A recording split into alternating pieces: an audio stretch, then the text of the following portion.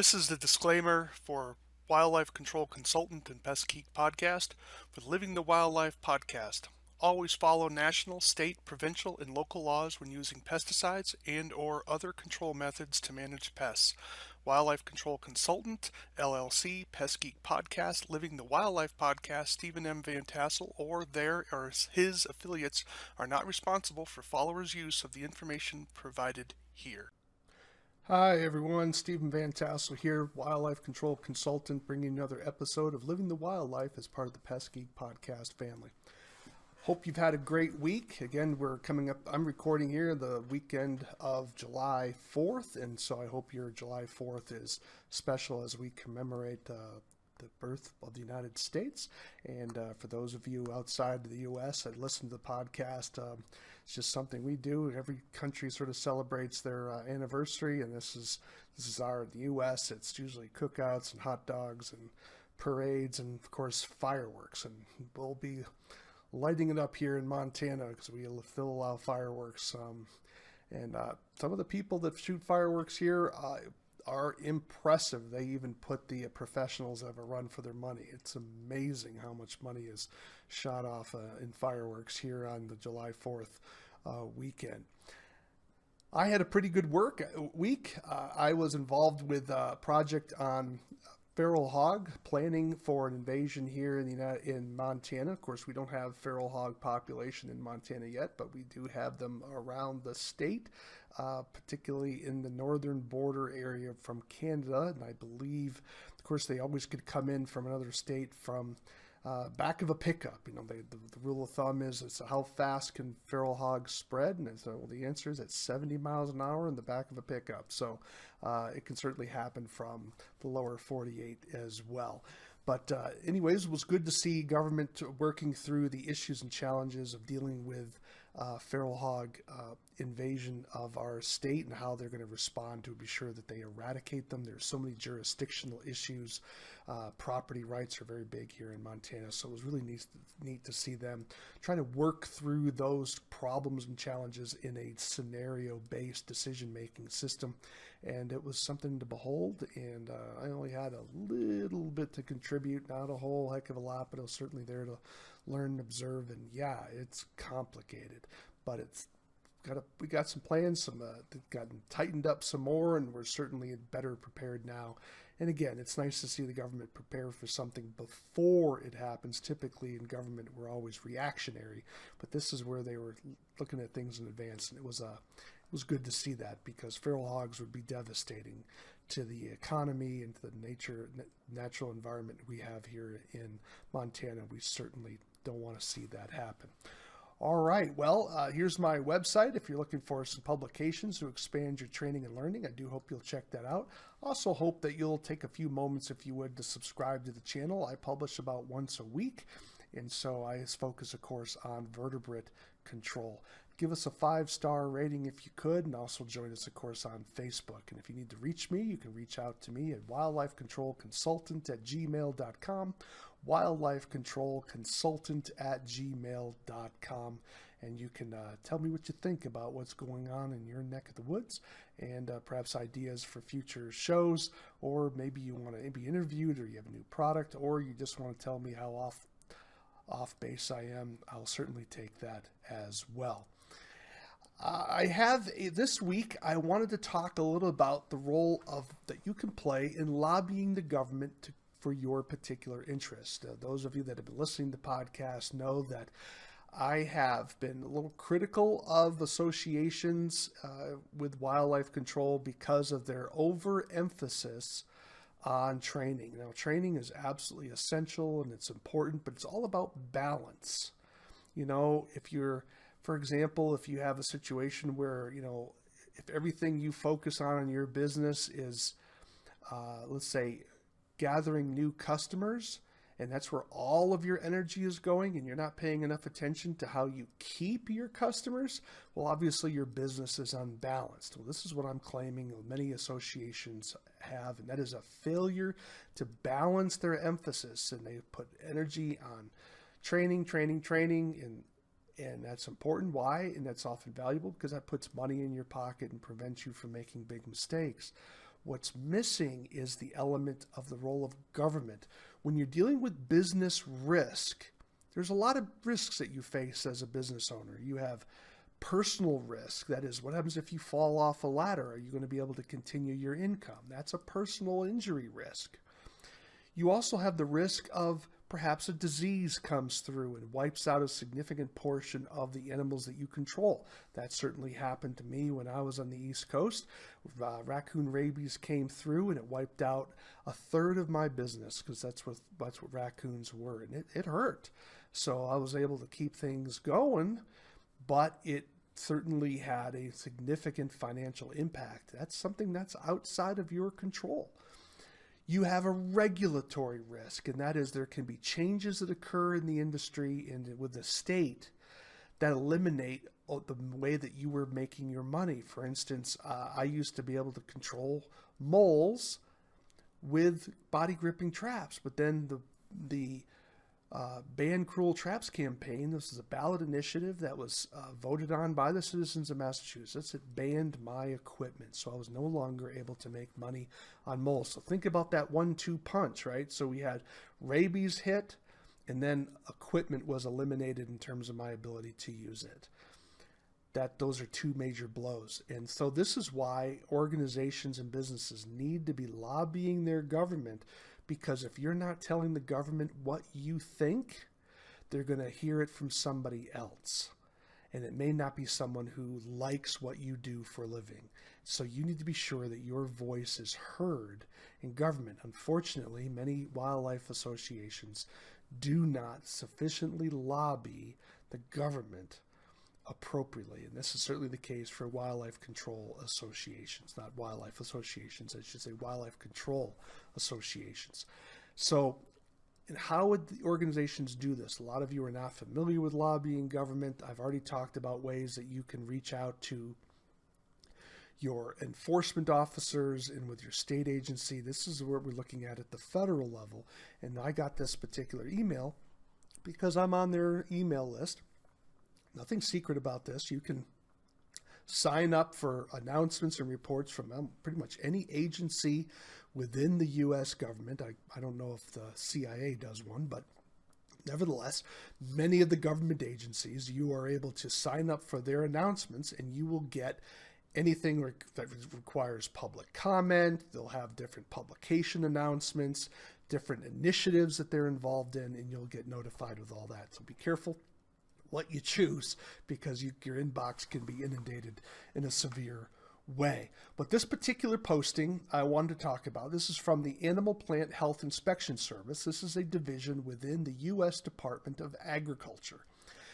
And the USDA APHIS, that's the Animal Plant Health Inspection Service, they are over wildlife services that many of you are familiar with. Those are the government trappers. So it's USDA, APHIS, and then Wildlife Services. So Wildlife Services is a subgroup underneath APHIS, and APHIS is a subgroup underneath the Department of Agriculture. Department of Agriculture is a secretarial position within the U.S. federal government under the executive branch, of which President Biden is the chief executive of the executive branch in the United States. So I am confident many of you in other countries have a similar type of government structure.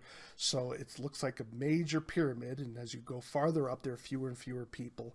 And these agencies have subgroups within them, and they're tasked with different activities. Well, to make a long story short, APHIS is putting out its strategic plan, and they're asking for comment. Now, the comment period closed, but they extended that period another 30 days. And so you do have the opportunity to do this. It's going to end at the end of July. So comments, as it says here, if you read this, comments must be received by July 31st, 2022. So what are they looking for? Well, they're looking for answers to the following questions. Are your interests represented in the plan? Now think about that. The government is asking you for your opinion about what their goals are. You may say, Stephen, I don't care what the APHIS does. What's that got to do with my business? More than you think, because government sets a tone. And APHIS does have a role in research an emphasis. And so Wildlife Services, which is a portion of APHIS, has a research arm. 10% of the Wildlife Services budget is focused on research, and that's with the National Wildlife Research Center, housed in Fort Collins, Colorado. If you ever get a chance to visit it, I would encourage you to do it. You'd think you have to have an appointment because of security issues, okay? But it's definitely a place it'd be great to check out if you ever get a chance. Fort Collins is a beautiful, beautiful town. Nevertheless, they're involved in different research. Would you like to have some of that research help your industry or your business? What are some of the needs that we have in wildlife control? One of them is that we lack new products coming in the pipeline when it comes to rodenticides, for example. The EPA, as many of you might know, the EPA has been continuing to regulate in a more severe fashion rodenticides. Now, we can argue whether that's appropriate or an overreach or overdone, whatever the case may be. It's happening now. And it looks like by 2023, second gens may be restricted use across the country. And they're also, the wording on the labels is becoming more restrictive. So it's becoming harder and harder to use some of these products in the way we've done it in the past. Now, I'm not just simply being a slave to the past, but you know that sometimes regulations come in that make it basically, they're so restrictive you don't even use the product anymore because it's not practical to do so. Here's an opportunity for you to influence APHIS and say, look, are you putting enough research into rodenticide work? Are you putting enough research into perhaps bait stations that can target specific animals better than the bait stations we have now? Did you know that there have been prototypes made of bait stations that will evaluate an animal by its weight to determine what species or what kind of animal it was, to therefore, if a larger animal came in or a smaller animal came in, it wouldn't have access to the rodenticide? Wouldn't that be a very powerful way of reducing non-target poisoning and thereby also secondary poisoning if you prevent non-target animals from accessing the bait? Think about some of the artificial intelligence that's used for using photos. If you had a computer eye in there distinguishing between a vole and a mouse, do you think that would be valuable if you were wanting to use a rodenticide to control voles and you didn't need to control the mice? Now, a lot of guys would say, I don't care, I want to kill both of them. Well, okay, but you probably could make adjustments there. But what about situations where the client is just hiring you to control voles? Wouldn't it behoove you to just simply target voles? Well, are these products available now? Well, they haven't been commercialized yet, partly because it's too expensive, right? So who's going to do this research for these niche products? This is a role that government can play, and this is where you, as a wildlife control operator, those of you who are involved in, maybe you're the president or on the boards of various associations that deal with wildlife control, this is your opportunity to put something together and comment on the strategic plan of APHIS and say, we would like you to pay attention to this, because if you're not telling APHIS what you're interested in, they're only going to hear from the side who hates what you do. And I'll show you some comments here shortly. So those are some of the questions that they're asking. Are there trends that the agency should be preparing for? Are there additional items that APHIS should consider for the plan? So what is this particular plan? So we're going to click this, and it brings us over to a particular federal website. This is the regulations.gov. And again, you can subscribe to notification to these dockets if you wish. We're going to click that out. And basically, you come to this particular page, and it talks about the docket details. Here we have the number of comments posted on the docket, 64 comments they've received on their strategic plan framework. So we're going to click here and browse on the comments. We're going to then click the strategic plan framework, and then you can download the file. So we download the file, we open it up, here it is. That gives you a little brief introduction to their strategic plan, then talks about their mission statement. What is the mission statement for APHIS? Well, it's a pretty nice one, I think, if you ask me. Protecting the health, welfare, and value of our nation's plants, animals, and natural resources. Their vision statement correlates with that, of course, a global leader that uses innovative and proven solutions to ensure the health of plants, animals, the environment, and people. And then it talks about their core values. You may want to read this if you haven't created one for your own company. This may be useful for those of you who are starting to build your business and want to be sure that your workers understand what your company goals are and values are, to be sure that you're staying true to those, because there's more to the world than money, folks. Then you scroll down here and then you get to the APHIS strategic plan framework, and they have various goals. Some of these goals you probably won't have a comment on, or maybe you agree with them, right? And so in which case you don't have to comment on that. But I just want to go through these quickly because there's only, I think, 7 of them. So they have overarching goals. Goal number 1 is cultivate a talented, diverse, and public service focused workforce where employees are supported, valued, and engaged. I'm sure many of us don't have any comment. You would hope that anyone who employs workers would value their workers, right? And then it talks about specifically what that means. Goal number 2 is deliver science-based solutions that reduce the impacts of zoonotic and emerging diseases and ecosystem changes. Fair enough. I don't think anyone is supportive of zoonotic diseases ravaging our environment and our wildlife and plants and animals, right? Well, we want that to be controlled, right? Disease is, generally speaking, a bad thing. And then it explains how they're going to do that. But let me ask a question. Do you think that wildlife control operators are going to be interested in, is there enough attention on rabies control? Is there enough attention on diseases such as histoplasmosis? Perhaps could there be a chemical that we could use to kill the histoplasmosis spores? Now, we do know how to kill histoplasmosis spores. The problem is the 2 chemicals that are used to do it are illegal to use on it, okay, because they're very toxic, is my suspicion. Wouldn't it be nice if someone was doing some research to come up with something that would kill that fungus and kill the spores of that fungus? Now, it may not be practical, but I'm trying to just throw out some ideas of things that, is APHIS doing stuff that would be of value to us? Now, some of you may say, well, APHIS is just concerned about agriculture. I don't deal with agriculture. I'm in the middle of the city. I understand. But there is a portion of our industry that does deal with agriculture. And remember, Wildlife Services has that research arm where they put their energy in. Is it always going to be just full-on rural agriculture, or could it also involve suburban areas as well? Well, part of those decisions are made based on the feedback they get from the public.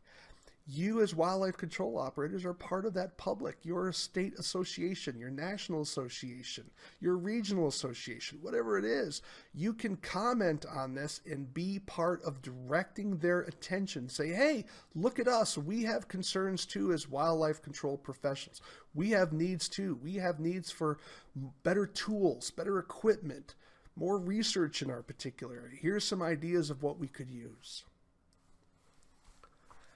So if we scroll down a little bit more, we have goal 3, protect agriculture from plant and animal diseases and pests. Of course, that's pretty clear.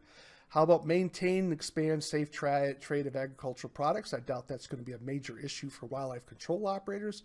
How about this one, goal 5, manage wildlife damage and threats to agriculture, natural resources, property, and people. Do you think that some of that should include urban situations, suburban situations? Can we have maybe better tools to keep deer out of gardens? Are there better techniques to do that? How about our better techniques to target certain species of animals, maybe different traps, different pesticides, rodenticides, repellents? How about birth control? How about methods to kill animals? Perhaps there could be a product that could be available so that we could euthanize animals that aren't narcotics, that wouldn't be regulated by the DEA. I'm just throwing out ideas here to stimulate your thoughts to say, what could APHIS do as part of their strategic plan to include you as wildlife control operators? They are already dealing with wildlife control because remember, they run wildlife services. But does wildlife services, can they put some of their energy into helping private wildlife control industry? Remember, their research arm is part of that. Let me give another illustration. We used to have a product called Starlicide Complete. The active ingredient in that was DRC 1339. Since Starlicide Complete is no longer on the market, only Wildlife Services has access to DRC 1339. Would it be nice to get that back to control starlings in areas where you're not always having to use netting or shooting or trapping and have another tool in the toolbox like DRC 1339? Would it be nice to get that back? I think it would. Number 6 is promote the welfare of animals. Do you want APHIS to be involved in the welfare of animals to maybe regulate the killing of animals even more? You may say, well, they don't regulate me. I'm regulated by my state. Things move from the top down. As the federal government goes, that can impact states. Look at how many of you have been enthralled with the AVMA standards. And if you've listened to my previous podcast, you know that I've explained the AVMA is not necessarily your friend. And all of you are not following AVMA guidelines. You may be using AVMA techniques, but you are not following AVMA guidelines, nor should you, in my opinion. But do you want even more restrictive ways of killing animals? Or do you want to have ways that are responsible but practical? APHIS can have a role in that. So there were 6. I thought there were 7. So there are only 6 of those strategic goals. Then they talk about some trends here. Many of these trends aren't going to be necessarily that directly relevant to your business. However, you can certainly have your own comment here. But I want to focus on one of them. Number 7, evolving perceptions around animal welfare and wildlife in human society. Do you think that's true? Oh, yeah, I think that's true. People's attitudes towards animals and animal killing is changing. Do you think that's going to impact your business? About maybe we're going to have more techniques eliminated from our ability to use them so that we're not going to be allowed to use carbon dioxide down the road. We may have to go to lethal injection. How are you going to get those chemicals if they're all managed by the DEA? Do you think your veterinarian is going to give you, oh, here, take some of these chemicals and use them to kill that skunk? What's the likelihood of that happening? Are you going to lobby the USDA APHIS to think about that? That we need to have, perhaps they could do some research in this particular area. Perhaps they're chemical. How about acetone? Acetone's an interesting product when it's used to kill skunks. It's been rejected by the AVMA. It's been rejected, I think, by some states.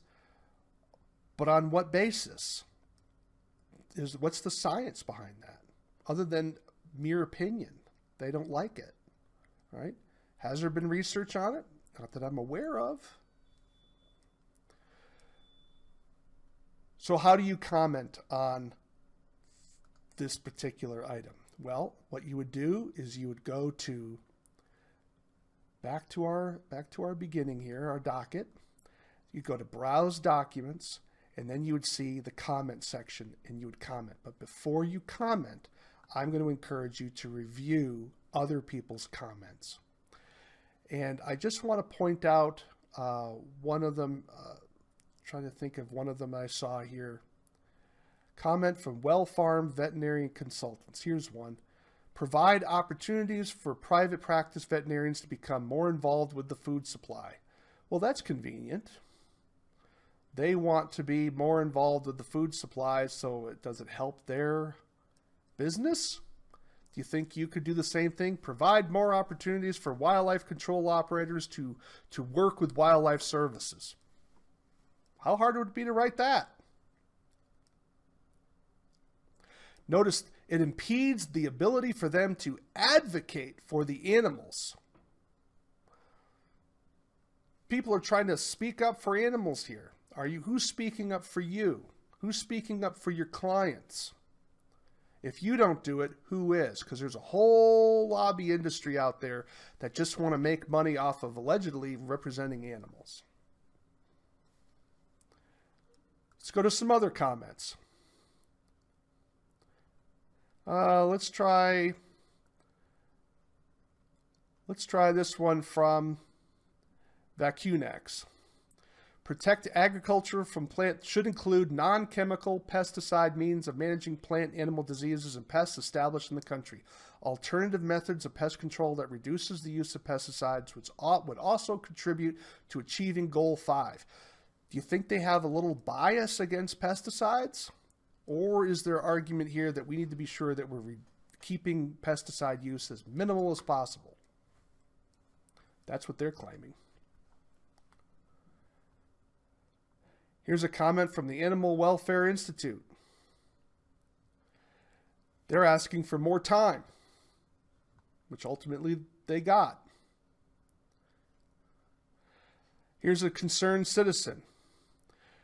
It's important to push for revisions to the Animal Welfare Act, that's the AWA. This should include evaluating the use of birds, mice, and rats bred for research, as the latter two species make up more than 90% of the research animals that are left without protections of the government.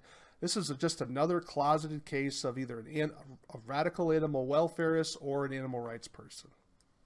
This would be my suspicion here. Similarly, the enforcement of regulations such as AWA should be further enhanced. And this animal rights stuff is growing. Are you going to respond to this? So, you can come back here and make comments. You can comment by clicking the blue box there. You can have something pre-written and then uploaded here. That becomes part of the public record. You need to put your email address in. You need to identify yourself as either an individual, an organization, or you'd be anonymous. My encouragement to you would be, don't be anonymous. Be an individual, give them your business name, give them information about this. But be careful what you write, because if it's public record, it's public record. It's going to be there forever. So be careful what you write. Make sure you mean what you say and say what you mean. Be respectful. Be specific. Make sure you proofread your material. Those of you who are in organizations such as, different wildlife control associations, you want to be using things like official letterhead, your official title. Talk about how you represent your industry, whether it's a state level, or regional level, or national level, or international level. You want to give them the credibility of who you are. And comment on this stuff. Talk about things. What would you like APHIS to do? What could help you from APHIS that they have in their power? What would help you in your business? Would it be new bait stations? Would it be new pesticides? Would it be new techniques for euthanasia? Would it be for them to put out requests for research ideas on wildlife control in the suburban, ex-urban areas? Maybe it's more opportunities for wildlife control operators to work with wildlife services. I don't know. You have to figure that out for yourself, but you don't have much time because this all needs to be done before July 31st. But you can either upload a document or just simply start typing in there. You can type up to 5,000 characters there. That's a lot. And you have your commenters checklist. Okay. And then you submit it. Again, be careful what you put in there. Whatever you put in there is part of the public record. So make sure you're aware of that. All right. Well, I hope you understand that this is a very simple, low energy way of lobbying the government. I've argued before that too many associations put too much emphasis. They're out of balance. Too much emphasis on training to the neglect of lobbying government. Government has an important role in your business, and it can crush or enhance your business. You need to be sure that your voice is being heard by government. Here's one that's asking for your input. Well, I'm Stephen Vantassel. You've been listening to Living the Wildlife. Do take a few moments again to subscribe to the channel. Join us on Facebook with the Pest Geek podcast on there. Definitely check us out. Love to hear from you. You can reach me at wildlifecontrolconsultant@gmail.com, wildlifecontrolconsultant@gmail.com. Would love to hear your comments, thoughts, suggestions for new shows, and even criticisms. But you've been listening to Living the Wildlife. Why is this Living the Wildlife? Because we want you to live the wildlife, not be the wildlife. Take care, everybody.